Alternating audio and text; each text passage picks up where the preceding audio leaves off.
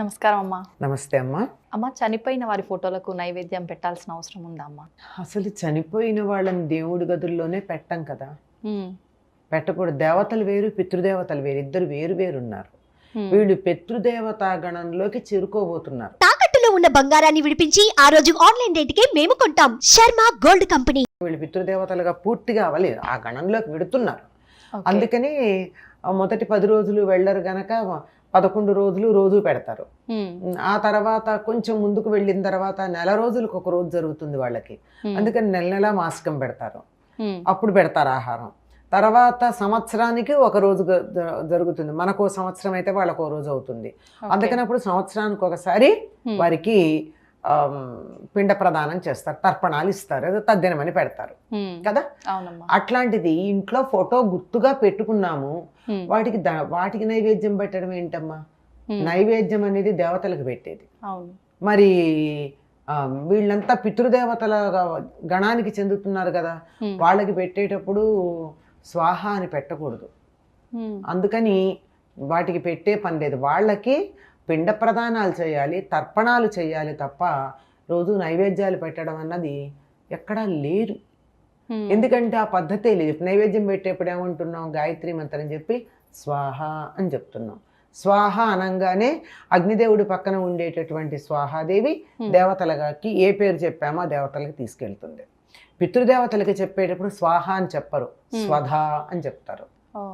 స్వధ అంటే అగ్నిదేవుడి యొక్క రెండో భార్య. ఇక్కడ భార్యలు ఉంటే మళ్ళీ గుర్తుపెట్టుకోండి, భార్యలు అనగానే ఆహాహా దేవతలు ఇద్దరేసి భార్యల్ని పెళ్లి చేసుకున్నారు, మేము కూడా చేసుకుంటామంటే భరించగలిగితే చేసుకోండి. ఇంగ్లీష్లో ఒక సామెత ఉంది, ఇద్దరు భార్యలు ఉన్న వాడికి పనిష్మెంట్ ఏమిటంటే ఇద్దరు అత్తగారులు అన్నట్టు. వాళ్ళ శక్తులు అంతే, అంతకన్నా ఇంకేం లేదు. అగ్నిదేవుడి యొక్క ఒకానొక శక్తి స్వాహ, ఈవిడేమో దేవతలకు పట్టుకెళ్ళి ఇస్తుంది, అగ్నిలో వేసిన దాన్ని. స్వధ అన్నావిడ తీసుకెళ్ళి పితృదేవతలకు ఇస్తుంది. కనుక నైవేద్యం పెట్టేటప్పుడు నైవేద్యం అనగానే మీకు స్వాహ చెప్తాం కనుక దేవతలకు వెళుతున్నప్పుడు పితృదేవతలకు వెళ్ళదు కదా. సో పితృదేవతల పైన పట్ల ఐ రిపీట్, పితృదేవతల పట్ల మీకు ఎనలేని గౌరవం కనుక ఉన్నట్టయితే తప్పనిసరిగా వాళ్ళ తిథి నాడు తద్దినం పెట్టండి, పిండ ప్రదానం చేయండి. లేదు ఇంకా ఎక్కువ ప్రేమ ఉంది, మామూలుగా చూడండి 3 పూట్ల అన్నం పెట్టడానికి మధ్యలో స్నాక్ కూడా పెడదాం అనుకుంటాం పిల్లలకి, అట్లా మధ్యలో పెట్టాలంటే అమావాస్యకి తర్పణాలు ఇవ్వండి, పిండ ప్రదానాలు అక్కర్లా తప్పనిసరిగా. ఇలా కొన్ని సమయాలు ఉన్నాయి, అమావాస్యలే కాకుండా పితృదేవతలకు మనం తర్పణాలు ఇచ్చే రోజులు. తద్దినం పెట్టేటప్పుడు పిండం పెడతాం, మిగిలిన సమయాల్లో తర్పణాలు ఇస్తాం. లేదా ఎక్కడన్నా తీర్థయాత్రలకు వెడితే ముందు ఆలయంలో దేవుణ్ణి దర్శించుకోవడానికన్నా ముందు నదీ తీరాన నదో కొలనో ఉంటుంది కదా, అక్కడ పితృదేవతలకి తర్పణాలు ఇచ్చి వీలైతే పిండ ప్రదానాలు చేసి చెయ్యాలి తప్ప నిత్యం చనిపోయినటువంటి వారి ఫోటోలకి నైవేద్యం పెట్టనవసరం లేదు. పెట్టినా బెళ్ళ విచారదు వాళ్ళకి. ఎందుకు వెళ్ళను చేరనప్పుడు? ఇప్పుడు ఉదాహరణకి అమెరికా వెళ్ళి అక్కడ ఏమన్నా కొనుక్కోవాలంటే రూపాయలతో నడుస్తుంది ఆ వ్యవహారం. ఏం చేయాలి? డాలర్లు మార్చుకోవాలి. ఆ లోకాల్లో ఉన్న వాళ్ళకి నేను ఇక్కడ పెట్టింది ఎలా పెడుతుంది? అక్కడికి ఎక్స్చేంజ్ ఉండాలి, విదేశీ మారకం ఇక్కడ, మరో లోక మారకం ఇక్కడ. దీనికి వస్తువుని ఆ లోకానికి ట్రాన్స్ఫర్ చేసేటట్టుగా దాన్ని మార్చి పంపించాల్సినటువంటి అవసరం ఉంటుంది. అది మంత్రంతో తర్పణాల ద్వారానే వెళుతుంది. వాళ్ళకి తర్పణాలు ఇస్తే చాలు. అయితే అమ్మ, ఇంట్లో ఏమన్నా ఫంక్షన్స్ జరిగినప్పుడు, పండగలప్పుడు ఫస్ట్ వండగానే వాళ్ళకు తీసి ఫోటో దగ్గర పెట్టి నమస్కారం చేసుకుంటుంటారు కదమ్మా, అట్లా చేయొచ్చా మరి? అక్కడేమీ మీరు నైవేద్యం పెట్టట్లేదుగా. నైవేద్యం పెట్టారా? పెట్టట్లేదు. అక్కడ పెట్టడానికన్నా ముందు ఏం చేస్తారు? ఇంట్లో పద్ధతి ఉంటే ముందు దేవుడి దగ్గర నైవేద్యం పెట్టి, ఆ నైవేద్యం పెట్టింది ఆ పితృదేవతలు తినరు. అందుకని వండిన దాంట్లో ఒక భాగం తీసి పక్కన పెట్టి మిగిలిందే దేవుడికి నైవేద్యం పెట్టి అప్పుడు దీన్ని తీసుకెళ్ళి అక్కడ పెడతారు. రెండు దేవతలకు నైవేద్యం పెట్టినటువంటిది పితృదేవతలకు పనికిరాదు, పితృదేవతలకు పెట్టినటువంటిది దేవతలకు పనికిరాదు. కనుక నేను రెండు విడిగా చేయలేను అని అనుకున్నప్పుడు ముందరే వండిన దాంట్లో దేవుడికి ముందర కాస్త తీసి పక్కన పెట్టి, ఆ తర్వాత కొంత పితృదేవతలకి తీసి పక్కన పెట్టి, ముందు దేవుడికి నైవేద్యం పెట్టి, ఆ తర్వాత దీన్ని తీసుకెళ్ళి ఆ ఫోటో దగ్గర పెడతారు. మళ్ళీ దాన్ని తీసుకొచ్చుకొని తినొచ్చా అమ్మా? ఫోటోల దగ్గర పెట్టింది సాధారణంగా తినరమ్మా, నాకు తెలిసి ఎక్కువగా నేను చూడలేదు. కానీ పెడితే తినొచ్చే ఉంది, ఇంట్లో వాళ్ళు ప్రసాదంగా తినొచ్చు.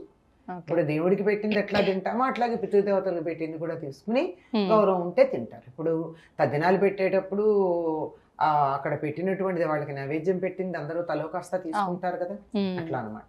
అయితే అమ్మ ఇప్పుడు ఇట్లా మనం వండిన దాంట్లోంచి పితృదేవతలకు తీసి పక్కన పెట్టకుండా మనం గనక తినేస్తే ఇంట్లో వాళ్ళకి ఏదో రకమైన ఇబ్బందులు వచ్చే అవకాశం ఉంది అని అంటుంటారమ్మా, అది నిజమే అంటారా? అది ఎంత నిజమో నాకు తెలియదమ్మా. కాకపోతే ఈ శరీరం వదిలి వెళ్ళినటువంటి వాళ్ళు బతికుండగా గొప్ప స్వార్థపరులు గనక అయినట్టయితే ఉమ్, ఆ జీవుడు ఇంకా పైలోకాలకు ఉద్ధరించబడకపోయి ఉంటే, ఓకే. ఉద్ధరించేస్తే వాడు పైలోకానికి వెళ్ళిపోతే పర్వాలా. కొంతమంది వెళ్ళరు కదా, ఉండిపోతారు కదా, అవును. వాళ్ళకి వాళ్ళు పైకి వెడదాం అనుకుంటూ మనం చేసేటటువంటి క్రియల వల్ల వాళ్ళు పైకి వెళ్ళబోతూ ఉంటారు. ఉమ్, కానీ వాళ్ళకు ఉన్నటువంటి వాసనలు కొన్ని ఇష్టానిష్టాలు ఉంటాయి, అవి వాటిని కిందకి గుంజుతూ ఉంటాయి. అంచేత అక్కడ ఉండిపోతూ ఉంటారు. కోరికలు తీరకుండా చచ్చిపోయిన వాళ్ళు, అట్లా అకాల మరణం చెందిన వాళ్ళు, వృద్ధులు కాదు, ఉమ్, అకాల మరణం చెందినటువంటి వాళ్ళు, చిన్నతనంలో పోయిన వాళ్ళు, బతికుండాలను కోరికుండగా పోయిన వాళ్ళు ఉంటే ఉమ్, అట్లాంటి వాళ్ళు ఇంకా పైన వాళ్ళకి వీసా తయారైంది, పాస్పోర్ట్ తయారైంది కానీ వీసా రాలా, ఆ, అందువల్ల వెయిట్ చేస్తూ ఉంటారు. వాళ్ళ కోసం పెడుతూ ఉంటారు. అంతేకాదండి, ఇంట్లో మనం పెద్దలుగా తలుచుకునే వాళ్ళు కొంతమంది ఉంటే వాళ్ళకి బట్టలు కూడా పెడతారు. వాళ్ళ బట్టలు పెట్టి వాళ్ళ పేరుని, అంటే వాళ్ళకి ఎట్లా అందుతాయి ఇవి, ఓ మనిషిని పిలిచి, మగవాళ్ళు అయితే ఒక పెద్ద ఆయన్ని మంచి పద్ధతిలో ఉన్నటువంటి వాడిని పిలిచి వాళ్ళ పేరుతో వాళ్ళకి బట్టలు పెట్టడం.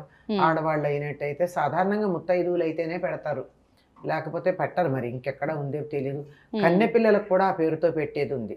చిన్నతనంలో వివాహం కాకుండా అమ్మాయి చచ్చిపోయింది అనుకోండి, నాకు బతకాలనుంది అనుకుంటూ చచ్చిపోయింది అనుకోండి, ఉమ్, అట్లాంటప్పుడు ఆ కోరిక ఉంది కదా, బతకాలన్న కోరిక, దానివల్ల ఆ జీవుడు పైకి వెళ్ళడు. ఉమ్, అందువల్ల ఒక పిల్లని పిలిచి, చిన్న పిల్లని, పెళ్లి కాని అమ్మాయిని పిలిచి ఆ అమ్మాయి పేరుతో ఆ పిల్లకి బట్టలు పెట్టడం.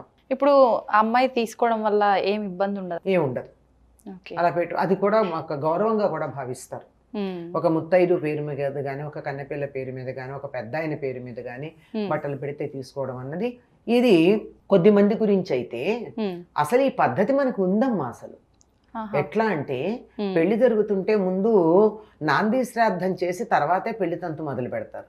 ఆ శ్రాద్ధం అన్న పదం మనకి నచ్చదు కనుక నాంది అని వదిలేస్తాం. ముందర పితృదేవతల్ని తృప్తిపరచి ఆ తర్వాతే పెళ్లి కార్యక్రమంలోకి వస్తాం. ఉమ్, ఏ శుభకార్యం చేసినా ముందు పితృదేవతలకి వాళ్ళకి తృప్తి చేసే వస్తాం. వాళ్ళ అనుగ్రహం లేనిదే ఏం జరగదు. ఓకే. అంచేత చేస్తాము. కాకపోతే మీరు అన్నట్టు ఈ నైవేద్యాలు పెట్టాలి, ఇవన్నీ మనకి సంబంధించింది. కానీ శాస్త్రంలో వాళ్ళని తృప్తిపరిచే పని ఎలాగూ ఉంది. ఉమ్, వాళ్ళకి తృప్తిపరచడమే, తర్పణమే వాళ్ళకి ప్రధానం. అవన్నీ ఇవ్వడం జరుగుతుంది. అంటే మొత్తానికి పితృదేవతల్ని తృప్తిపరచాలని అయితే ఉంది. ఉన్నమా ఈ తప్పని రకంగా అయితే ఎవరికి నచ్చినట్టు వాళ్ళు చేసుకుంటున్నారు. చేస్తారు. శాస్త్రం ఎలాగో వేరే ఉంది, దాని అర్థాలు మనకి తెలియవు గనక ఆ పురోహితుడు చేసేస్తూ ఉంటాడని నేను. అవును. అయ్యగారు రకరకాల పేర్లతో పిలుస్తారు కదా, బ్రహ్మ అంటారు, అయ్యగారు అంటారు, పురోహితుడు అంటారు, ఏదో పేరు. ఆయన చేసేస్తూ ఉంటాడు, మనకు అర్థాలు తెలియవు. అవును. మనకి తెలియడం కోసం మనం ఇచ్చేసుకుంటాం అంతే. చక్కగా తెలియజేశారమ్మా. నమస్కారం.